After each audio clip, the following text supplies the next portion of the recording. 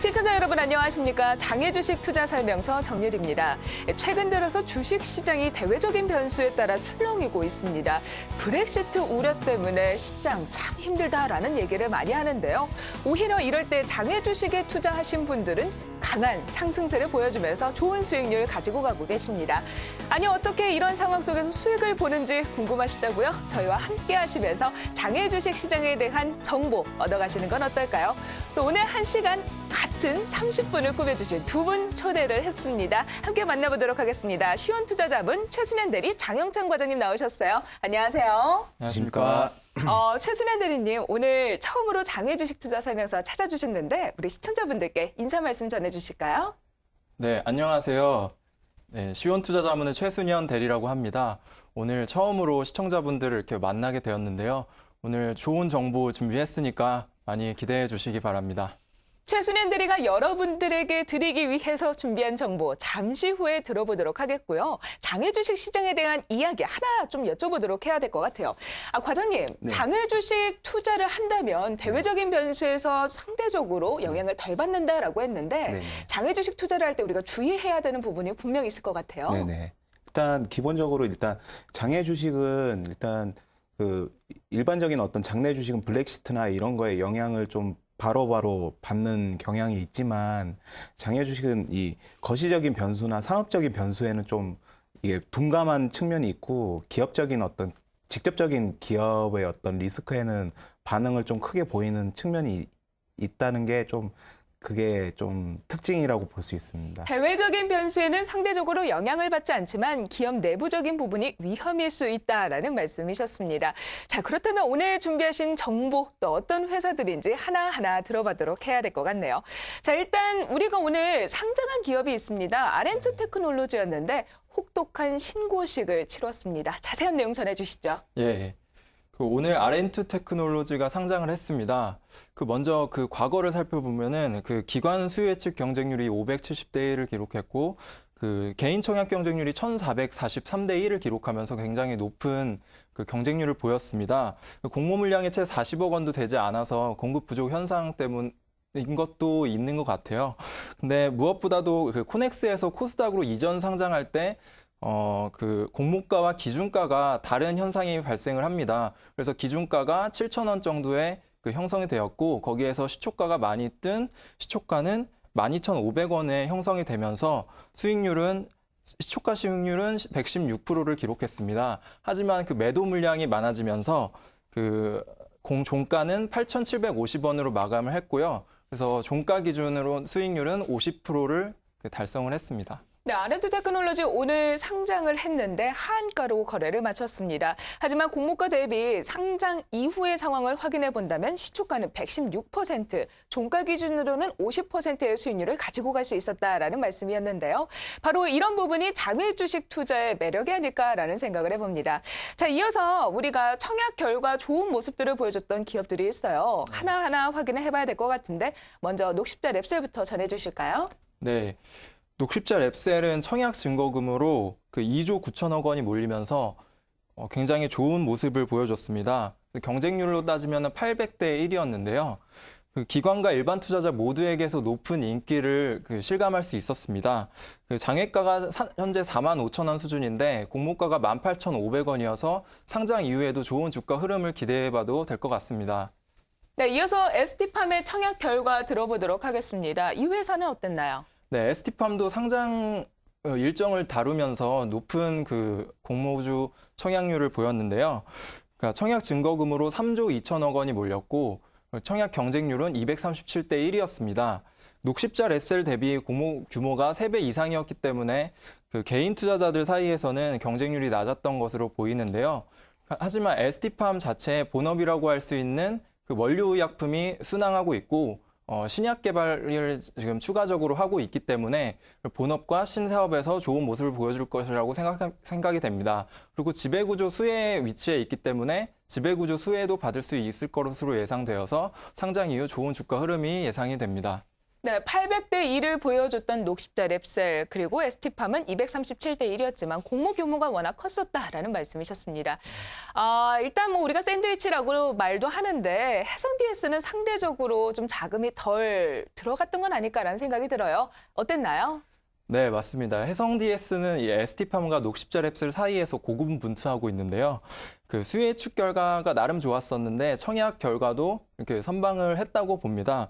그래서 청약 증거금은 7,600억 원이 몰리면서 그 나름 선방을 했고 경쟁률도 158대 1을 기록했습니다. 그리고 공모가가 하단에서 결정이 되었기 때문에 그 시장 분위기만 잘 받쳐준다면은 공모주 투자자들에게 좋은 수익률을 선사할 수도 있을 것으로 예상이 됩니다. 네, 해성 DS에 이어서 마지막으로 로스웰 인터내셔널 들어보도록 하겠습니다. 네, 마지막으로 로스웰 인터내셔널인데요. 역시 양호한 모습을 보였습니다. 그 기관 수요 예측 경쟁률이 328대 1을 기록했고, 죄송합니다. 387대 1을 기록했고, 확약 물량도 27%로 적지 않은 모습이었습니다. 그 일반 투자자들 사이에서도 좋은 모습을 보였는데요. 청약 증거금이 3조 원 이상이나 몰리면서 청약 경쟁률은 328대 1을 기록했습니다. 중국 전기차에 대한 기대감 때문이 아닌가 생각이 되고, 그리고 하나 더 보태자면은 올해 초에 상장된 중국 기업인 크리스탈 신소재가 중간 배당을 발표했고 호실적을 기록을 했습니다. 이로 인해서 중국 디스카운트가 감소한 영향이 로스웰에게도 좋은 흐름을 미치지 않았나 생각이 됩니다.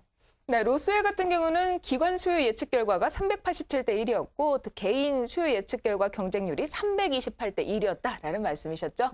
네, 알겠습니다. 자, 오늘 상장했던 기업입니다. R&D 테크놀로지를 비롯해서 녹십자 랩셀, ST팜, 해성 DS 그리고 로스웰 인터내셔널까지 들어봤는데요. 자, 그렇다면 우리가 이번에 기관 수요 예측을 진행했던 기업에 대해서 들어봐야 될 것 같아요. PNC테크 어떤가요? 예, 스마트 그리드 수혜주라고 할 수 있는 PNC테크인데요. 수요 예측이 발표가 되었습니다.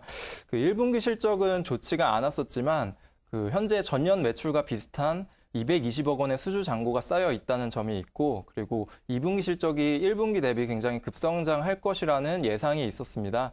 이러한 예상들로 인해서 수요 예측 결과가 그 나쁘지 않은 모습이었습니다. 경쟁률은 383대 1을 기록을 했고, 그리고 참여 건수는 383건이었습니다. 그리고 공모가는 1,200원으로 상단 수준에서 결정이 되었습니다. 네, 많은 기업들이 또 청약을 하고 또 수요 예측 결과가 족족 발표되고 있습니다. 해당 내용 저희가 전해드리고 있으니까요. 이 부분 참고해 주시기 바랍니다. 자, 이어서 이번에는 상장 예정 종목들을 들어보는 시간입니다. 대리님, 최근 들어서 그 주식시장의 영남권 신공항 관련해서 테마주들이 기승을 부렸었잖아요. 그때 이렇게 부동산이라는 것이 상당히 큰 자산이 될 수 있구나라는 생각을 했어요. 오늘 준비하신 기업도 약간 부동산과 관련된 회사라면서요? 네, 맞습니다. 오늘 준비한 기업은 부동산 신탁업을 하고 있는 회사입니다. 국내 2위 부동산 신탁업을 꾸리고 있는 한국자산신탁입니다. 그래서 2001년 한국자산관리공사 자회사로 출발을 했고 2010년에 PEF에 매각되었다가 2011년에 MDM그룹에 편입이 되었습니다. MDM그룹이란 그 국내 주요 디벨로퍼로서 그 시행사라고 볼 수 있습니다. 그 시행사가 그 한국자산신탁사를 인수한 모습인데요. 그 시행사가 신탁사를 인수했다는 점이 그 업계 내에서도 유일하고요. 이러한 점이 특이한 점으로 보입니다. 지금 앞서 말씀하실 때 시행사, 시공사, 부동산 신탁 다양한 개념들을 말씀을 해주셨어요. 우리 시청자분들을 위해서 그 개념 좀 짚어주실까요? 네, 그 건설업 하면은 이제 시행사와 시공사가 그 키플레이어라고 할 수 있는데요. 그 시행사는 이제 부동산을 개발 계획을 하고 확보를 하고 개발 계획을 세우는 회사이고, 시공사는 그 시행사의 개발 계획을 토대로 직접 건물을 건설하는 그러한 회사입니다. 신탁사는 이 시행사와 시공사 사이에서 신용을 보강하고 그리고 신뢰성을 강화하는 그러한 역할을 합니다.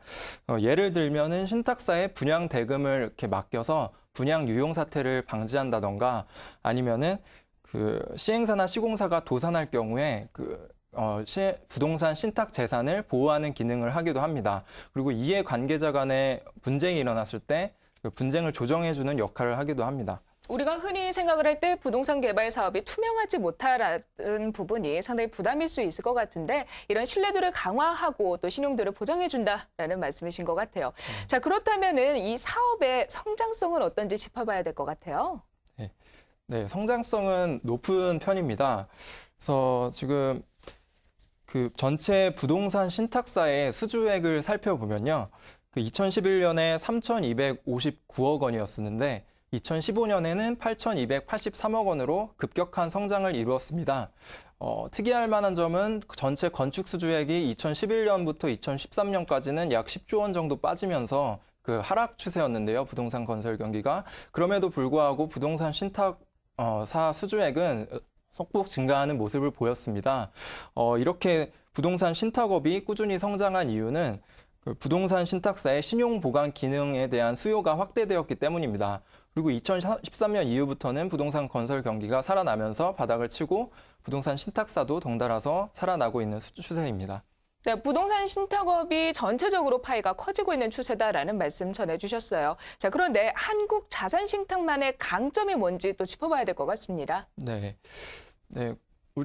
우선 이제 부동산 신탁업이라고 하면은 정부에서 인가를 받아야 되는 그러한 사업입니다. 그래서 인가를 받아서 11개의 업체가 지금 영업을 하고 있고요. 2010년 이후로부터는 신규 인가를 받은 업체가 없습니다. 이런 점을 감안해 볼 때는 어느 정도 진입장벽이 형성되어 있다고 볼 수가 있고요. 이 중에서도 이제 한국 자산 신탁만의 경쟁력을 말씀을 드리면은 저 부동산 관련 기업으로 수직 계열화를 완성했다는 점입니다. 모회사인 MDM이 부동산 개발 시행사고요. 자회사인 한국자산 캐피탈과 한국자산 에셋운용이 부동산 금융회사입니다. 즉 개발사와 신탁사, 금융사가 수직 계열화를 갖추고 있는 그러한 회사입니다. 그래서 부동산에 관련된 전문성을 바탕으로 고객들에게 원스톱 서비스를 제공하고 있습니다. 개발사인 MDM이 그 부동산 시행을 하고 그 컨설팅을 하고 자회사인 한국자산 캐피탈과 한국자산 에셋 운용이 펀드나 이런 것을 통해서 자금을 모집하고 한국자산 신탁이 프로젝트를 진행해 나가는 그런 구조입니다.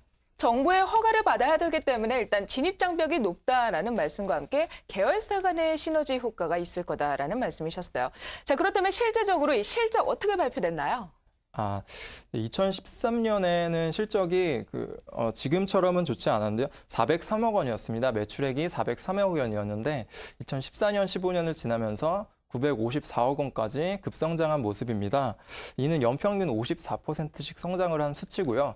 영업이익과 순이익도 75% 이상씩 성장을 하면서 지난해에는 영업이익이 584억, 순이익은 423억 원을 기록을 했습니다.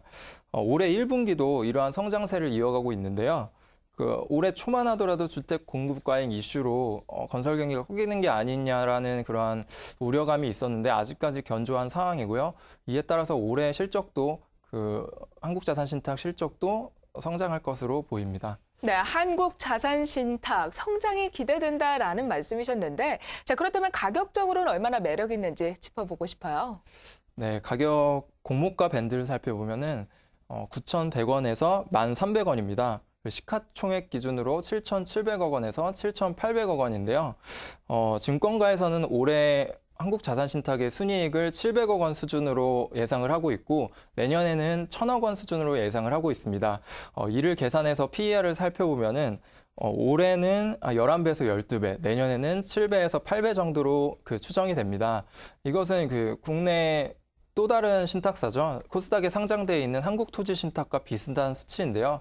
하지만 국내 신탁업의 미래라고 할 수 있는 일본으로 눈을 돌려보면은 일본의 경우 신탁사들의 평균적인 밸류에이션이 퍼 20배를 받고 있습니다. 우리나라도 이제 저금리 기조가 유지가 되고 향후 일본의 밸류에이션을 따라가지 않을까 예상이 되는 그런 상황입니다. 네, 한국 자산 신탁 일단 공모가 밴드가 9,100원 선에서 1,300원 선이다라는 말씀 전해주셨습니다. 자, 그렇다면 수요 예측은 언제 진행이 되나요? 네, 수요 예측은 지금 6월 23일과 24일에 진행이 되고 공모가가 확정이 되고 6월 30일과 7월 1일에 청약이 있습니다.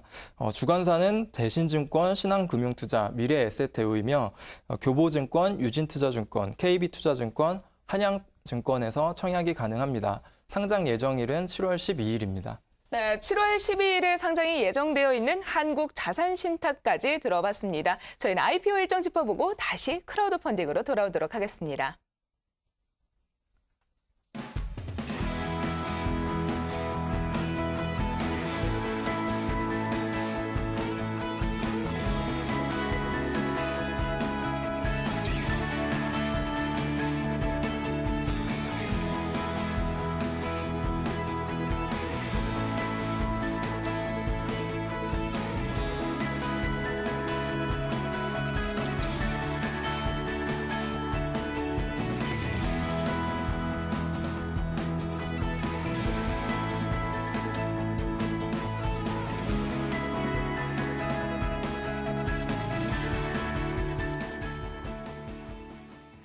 이번에는 크라우드 펀딩에 대해서 짚어보도록 하겠습니다. 과장님, 장외 주식에 투자하는 것과 크라우드 펀딩에 투자하는 것, 도대체 어느 게 더 안전할까요?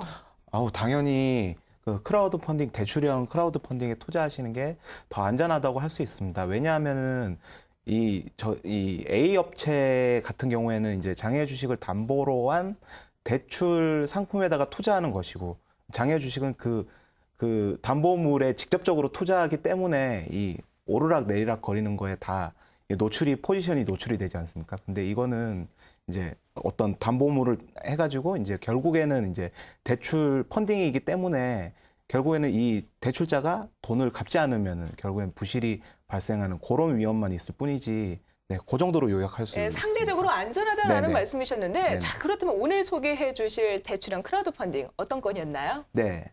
일단 대출형 크라우드 펀딩 업체인 A사에서는 최근 이제 아까 얘기한 종목인 ST팜 주식을 담보로 해서 이제 1,800주를 담보로 한 대출 펀딩건을 좀 진행을 했었습니다. 총 3천만 원을 모집을 했었고요. 32명이 대출 펀딩에 참여했었습니다. 투자 수익률은 연 13.5%였으며 그리고 투자 기간은 4개월이었습니다. 네, 앞서 우리 방송에서도 소개를 했던 ST팜이 담보물이었다고 하니까 네. 이 부분이 좀 특이하지 않았나라는 네네. 생각을 해보는데요. 네네. 좀 구체적인 내용 전해주시죠. 네, 방금 막 이제 앵커님께서 말씀하셨듯이 저희 방송에서도 이미 소개한 ST팜을 담보 주식으로 펀딩했다는 점이 좀 특별했었고요. 그리고 이 상품은 3천만 원이라는 상대적으로 적은 금액을 펀딩했음에도 불구하고 펀딩을 시작한 지 이틀 만에 이제 마감이 됐었습니다. 펀딩이 조금 빨랐던 이유는 아무래도 담보 주식인 ST팜이 좀 좋은 종목이지 않았나 이렇게 좀 판단되고 있습니다. 네, ST팜이 좋은 종목이었기 때문에, 다시 말해 안정적인 담보였기 때문에 매력이 있었다라는 말씀이신데, 네네. 자, 내일 상장을 앞두고 있습니다. 네. 자, 이 종목 조금 더 어떤 회사이고 어떤 종목인지 간략하게 설명해 주실까요? 네. 그 앞 시간에서도 말씀드렸었지만 ST팜은 6월 23일 바로 내일입니다. 내일 상장되는 종목이고요. 대출자는 아무래도 비상장일 때 이제 양도소득세가 좀 발생하기 때문에 상장까지 기다리려고 했던 것 같고요. 그리고 그렇지만 자금은 당장 필요하기 때문에 대출 펀딩을 신청했던 것으로 보입니다. ST팜은 앞 시간에서도 이제 설명을 했었지만 동아제약으로의 안정적 실적 기반을 좀 가지고 있고요. 그리고 글로벌 회사로 매출을 발생시키고 그리고 계속적으로 매출처 다변화를 꾀하고 있는 어떤 그런 회사입니다. 그리고 지배구조 이슈가 있어가지고 상장 후에도 공모가 이상으로 상승할 가능성이 아주 다분한 주식이라고 할 수 있습니다. 네, 상장 이후에도 더 상승할 가능성이 농후하다라고 하셨는데, 자세한 내용은 내일 확인해 보면 될 것 같네요. 네. 자, 오늘 또 이어서 대출형 하나 더 설명해 주신다면서요? 네. 방금 막 앞서 설명한 똑같은 이제 A사에서 또 다른 대출 펀딩건이 있었는데요. 메디키네틱스라는 장외 주식 15,200주를 담보로 한 대출 펀딩건이 있었습니다. 총 3천만 원을 모집했었고요. 22명이 대출 펀딩에 투자했었습니다. 투자 수익률은 연 12%였으며 투자 기간은 8개월이었습니다. 네, 메디키네틱스에 대해서 대출형 크라우드 펀딩이 있었다라는 말씀이신데, 제가 이 두 펀딩건을 확인해 봤더니 모집 금액은 3천만 원으로 같은데 네. 수익률이 좀 차이가 있는 것 같아요. 네네. ST팜 같은 경우는 13.5%, 네. 메디키네틱스는 12%네요. 네네. 왜 이렇게 차이가 발생하나요? 네. 일단은 이유는 담보 평가액 대비 모집 금액이 상대적으로 메디키네틱스가 적었기 때문입니다. 아무래도 평가액 대비 이제 모집 금액이 그러니까 적은 금액을 빌려주면은 아무래도 좀 더 안전하기 때문인데요. 메디키네틱스는 담보 대출 펀딩의 평가액이 8,900만 원, 그리고 3천만 원의 대출이 발생을 했었고요. 그리고 SD팜의 경우에는 평가액이 6,600만 원이었고 3천만 원의 대출이 발생했었습니다. 네, 상대적으로 담보 가치가 높다라는 부분은 안전하다라는 이야기고 안전하면 수익률은 상대적으로 적을 수밖에 없다라는 말씀이셨습니다. 또 안전성을 평가하는 지표가 담보 비율과 담보물의 가치 두 가지가 있다라고 하는데 이런 부분에 따라 수익률이 달라진다고 하니 이런 부분도 꼭 체크해 봐야 될 것 같습니다. 자, 장외 주식 투자 설명서와 함께 하신다면 이렇게 어려운 장세 속에서도 여러분 높은 수익 가지고 가실 수 있지 않을까라는 생각을 해봅니다. 아무래도 상대적으로 대외적인 변수에서 자유로울 수 있다라는 부분이 강점이 아닐까 싶은데요. 여러분 오늘도 저희와 함께 하셨던 내용들 참고하시면서 또 시장을 보는 눈 키워나가시면 좋을 것 같습니다. 오늘 저희가 준비한 내용은 여기까지고요. 저희는 다음 주 수요일에 다시 찾아뵙도록 하겠습니다. 함께해 주신 여러분 고맙습니다.